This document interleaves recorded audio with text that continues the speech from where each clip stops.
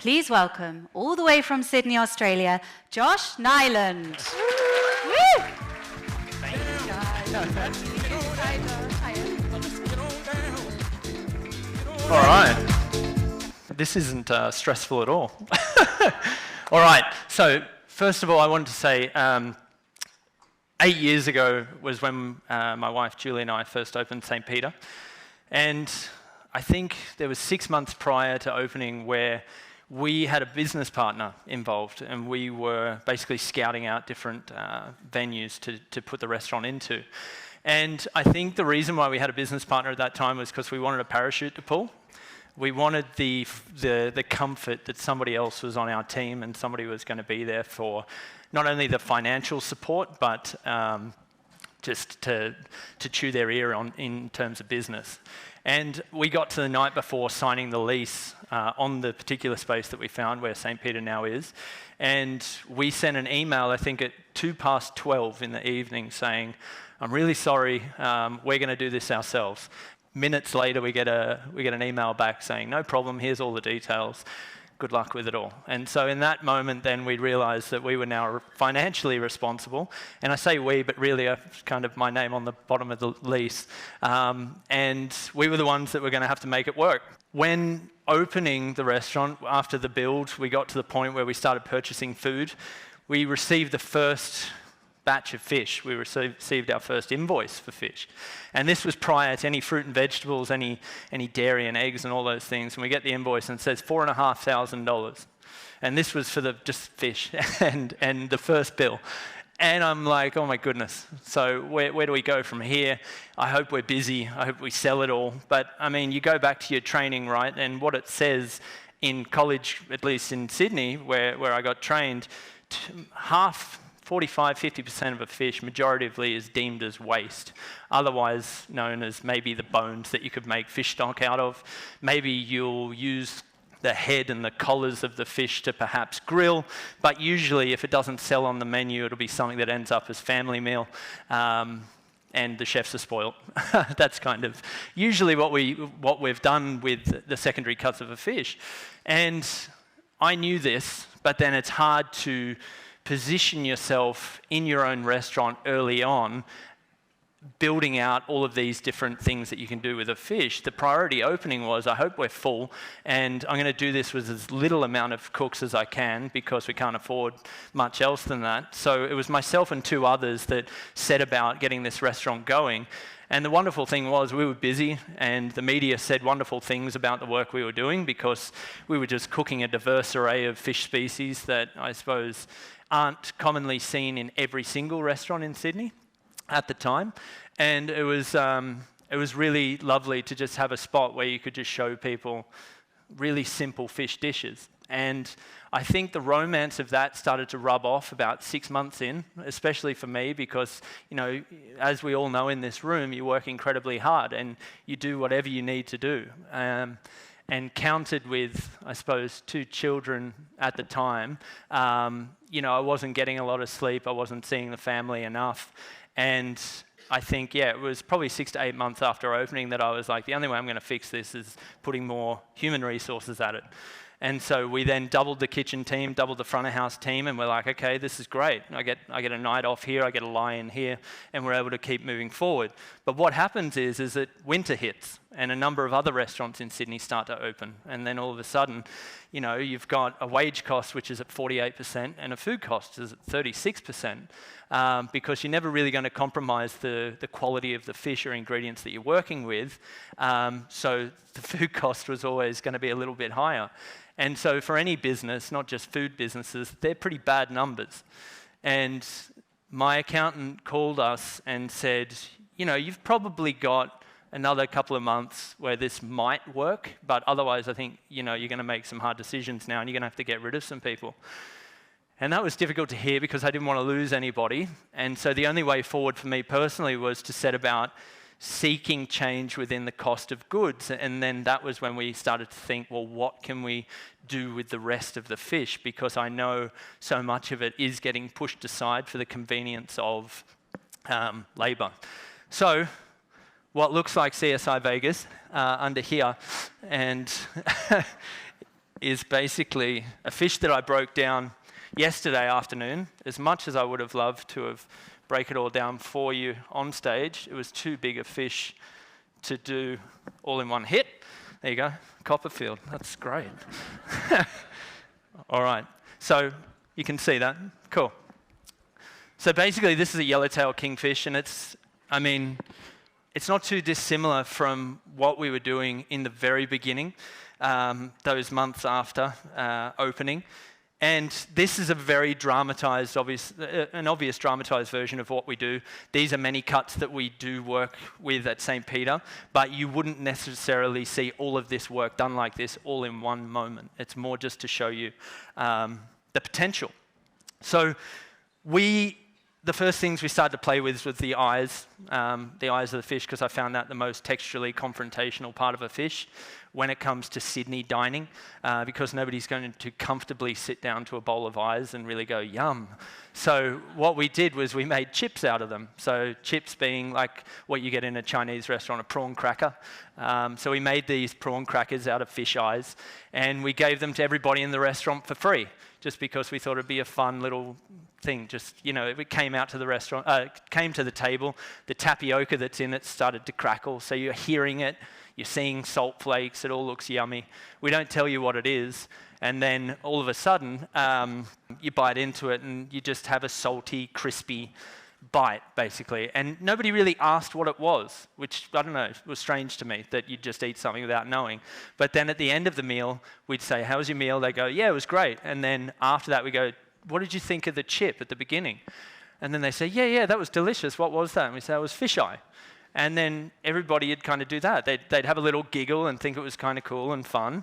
And then they would leave the restaurant. And I believe that it was that then was the catalyst behind the momentum of St. Peter in particular, that was just, oh wow, they've literally gave us an eyeball to eat, but in the form of a chip. And that spurred on the next lot of people to come through the restaurant. And as we started getting people coming up to the kitchen counter and saying to us, well, the meal was amazing. It was very interesting how you gave us the liver on toast, how you were able to do the heart and the spleen together on a little skewer and grill it on the barbecue, how you gave us what looked like a lamb chop, but of fish. And it was all these interactions that we were having with people. Meanwhile, the accountant had got off my back, because all of a sudden the reality of the wages had started to fall into line with the lower food costs, because we were now operating at 28% food cost, which was significantly better than where we were. Still wasn't optimum conditions to have such high wages, but we were hoping that the work we were doing at this really kind of desperate time, and the creativity and innovation that we applied to our work at that time was then, the momentum we needed to get through to September. And September was my beacon, because in Australia, September, October is that moment where we have our restaurant awards, and I was hoping we'd done enough in that time to get some runs on the board and to get people excited about St. Peter. That kind of comment around innovation and creativity, really, I always think about it, because I don't believe you can have innovation and creativity without a problem. And the problem was that it was just, everything costs a fortune when you deal with fish. And I think, just genuinely speaking, inside the world of food, the cost of food and labor right now couldn't be any higher. And for me, working with one of the most laborious and one of the most expensive ingredients with such a fragile, finite shelf life, it's incredibly difficult. And to do this work, yes, is incredibly tedious, and you would actually question to yourselves, what's the ROI on taking the spleen out? Or on taking the scales off, so painfully cutting it off with a knife? Or, really, how much money are you going to make off a bowl of intestines? Or how much are you going to gain from threading the intercostals of a fish onto a skewer? And, you can have a giggle about it and probably think, well, there's not really going to be a great deal of financial return for that.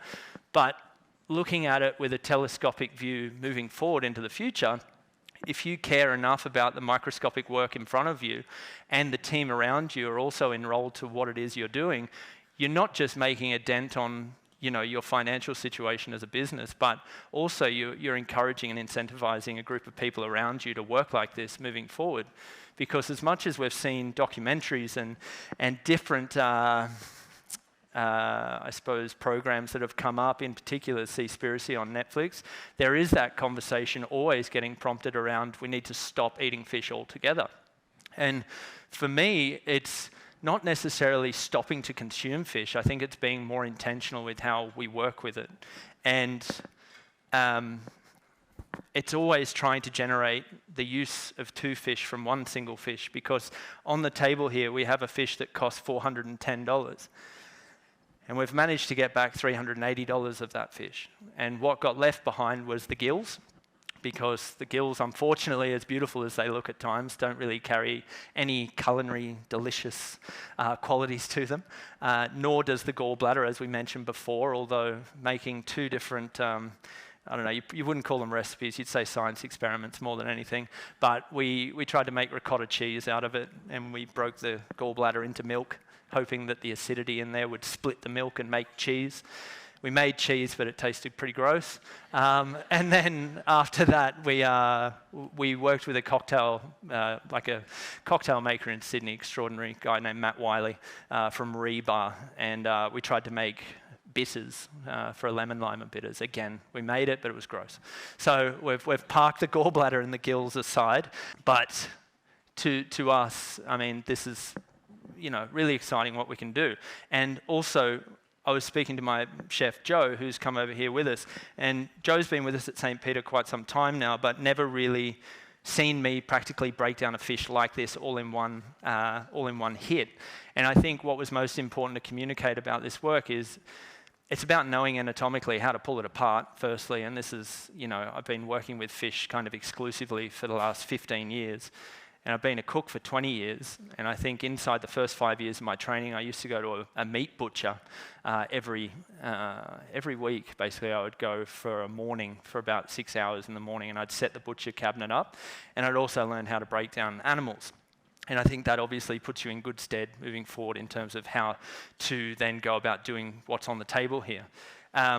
But I don't think any butcher worth his salt would ever leave anything behind. I don't think any of us, I think we all associate meat with having secondary cuts and primary cuts, yet too often we only see fish as 2 fillets ever. And so, you know, to explain to Joe yesterday, if you make a cut within the fish that then compromises 4 other cuts that could have come out of it, then that's when all of a sudden you're kind of on the back foot a little bit. And the reason that I want to do cuts like this and not just 2 conventional fillets is because we're trying to find luxury, and we're trying to find something desirable and creative and innovative and something worth communicating in, I suppose, a tasting menu style offering or a slightly more formal experience that is St. Peter. We're trying to be provocative with some of these things. So, to take this, for example, this is, you know, I don't know, I refer to it as a rack, but a rack of fish where we've gone and we've Frenched all of these bones down the side here. This basically comes about because we've taken the belly off the fish and we've left this on the actual spine, and then we've trussed it all together. So this is a piece that could get roasted as a whole joint that then would come to the table, and we could then take apart each cutlet for you. And I think it just adds to the kind of luxury nature of fish. And this was the belly that we took from it, and it's butterflied. So if I was to gut the fish traditionally and go in here and then go up and then open the fish up to then take the organs out, I would have never been able to get this particular cut. So you have to kind of have a plan for how to extract these parts of the fish. And having our own fish butchery, we've got another business which is Fish Butchery out at Waterloo, which is about 10 minutes drive from our restaurant. That's where fish enters into the property. So all of our fish for our whole company, where we've got St. Peter, our restaurant, Peterman, our slightly more casual experience, and then we've got Fish Butchery. Fish arrives to us, and our mindset is that, you know, it's either a cow, a pig, a chicken, or a duck, depending on what it might be. And that might sound ludicrous, but that's how I position it in my head. So I've got different plans from an animal-based perspective of what we can achieve with these fish so that we can put it into the right venue to capture the most appropriate amount of margin from each product. Because there's only certain things that we can really, you know, There's some things that you just can't put in a takeaway shop. You can't give people liver on toast at Fish Butchery because the kids are going to be there. They want fish and chips. They want a cheeseburger. They want fun things like that. So we have to be very intentional about where product goes. I will speak to what we've given you in front of you. What we've got is a very healthy ice cream sandwich. But this ice cream sandwich here is completely made out of fish, which is fun. So the cake that's over the top, that's made with fishbone. So what we do with the bones, I haven't actually given myself the luxury of any bones here because I've attached them all to all the cuts. But when we do have fish that come into the restaurant that are, the intention behind it is to use the fillets. We take the bones, we boil them, we spray off all of the flesh that's on there, and then we go and we pressure cook them. And we pressure cook them for about 2.5 hours. After that, the bones are incredibly soft, and then we go and blend that up into a paste, and then that becomes the structure behind the cake. So it's a fishbone cake, and then in the center, then you've got the fish eye. Shock horror. It's all right. If anybody's eaten it, they know it doesn't taste like fish. But basically, you've got this eye that originally started out. It's very hard to hold. It started out as being a chip that we then made, like I said, we made it for like 3 or 4 years, and growing incredibly sick of making these chips, then I thought, well, the only way to advance this idea further of making something delicious from a fish eye, I need to understand what an eye actually is. So I read an optometry textbook that said that an eye is made up of 2 humours, one being the aqueous humour, which is full of water, and then one being the vitreous humour, which has got actual collagen and gelatin in it. And working off that and then looking at what an egg yolk was, we were able to decipher then the ability to make a vitreous humour ice cream. So very cool and a provocative moment in the experience at St. Peter. One, not to bring about any kind of friction with the guest's experience of eating or any kind of flavour that tastes like fish, but more so just to say that we can do it, and we are doing it. And it was actually a funny moment where we had an ophthalmologist come into the restaurant and get very giddy with excitement that we were using the vitreous humour. And he actually knew, obviously he knew word for word what it was we were explaining to him. And he went on to say that they actually, as an ophthalmologist, you study on an egg before you start studying on eyes. And I was there trying to make an eye like an egg. So it was very cool. With fish, with the way that we handle fish at St. Peter, the only way that we get full return from a fish, and the only way that we're able to dry age a fish, make charcuterie from a fish, and realize a very high value from a fish is we don't wash it. Once a fish comes out of water, it never goes back in water. And I think that's the one of the single variables that we do very differently to the rest of the world. And I know that there's a number of you, probably in this room, that have gone and I suppose started to adapt some of the techniques of not washing, and I'm hoping that you're seeing great results from it. But by not washing a fish, you don't ever really experience the onset of ammonia. And I think that's a really interesting point, because all fish, when they're swimming in the water, have an organic compound in them called trimethylamine. And when a fish dies, trimethylamine converts into trimethylamine oxide. And then through poor handling, through poor management of temperature, of handling of logistics, all of these variables, trimethylamine oxide converts into ammonia. And then ammonia is what everybody refers to as fishy fish. And so when you get people that come into our fish butchery, into retail in particular, they go, "What's your least fishy fish?"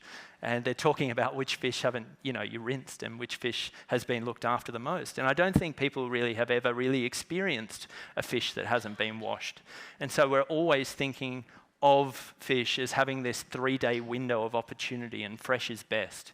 And I couldn't agree more with the sentiment of fresh is best. And I would suggest that this kingfish now would be absolutely delicious to eat. It'd be clean, it'd be mineral, it'd be bright, it'd have a really beautiful texture. But you also have a moment that happens day 7, and then you've got another one that happens on a kingfish day 12, and then another one that happens at day 22. And if you don't know that that exists, then you've hit the panic button on day 2, day 3, and you're ramping up the lemon juice to mitigate the ammonia that's inevitable on the fish. Because the only way that you mitigate ammonia is through the use of acidity, which is then why we've got historical, recipes that date back centuries, which basically have fish positioned with acidic ingredients because of the inevitability that a fish is going to spoil and go bad. So that's probably the really short version of things, and I could probably talk all day, but I really value any opportunity that I get to speak in front of, I suppose, the significance of cooks in the room, and then the significance of journalists in the room. And I think my biggest position on all of this is not necessarily to come only at this with an ethical kind of mindset. You need to come at it with an economic one as well.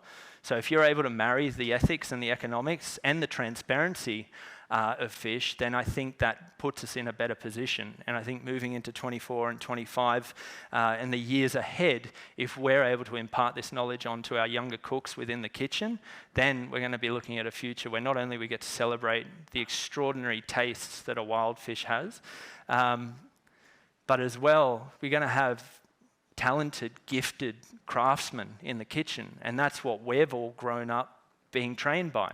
And I think we just don't want to lose that wonderful little pocket where, you know, the chef in the kitchen is not just the creative one, but they're the leader, and they're the ones that need to, you know, steer course and make sure everybody's on the right path. So thank you for the opportunity. And yeah, it's a thrill to be here. Thank you.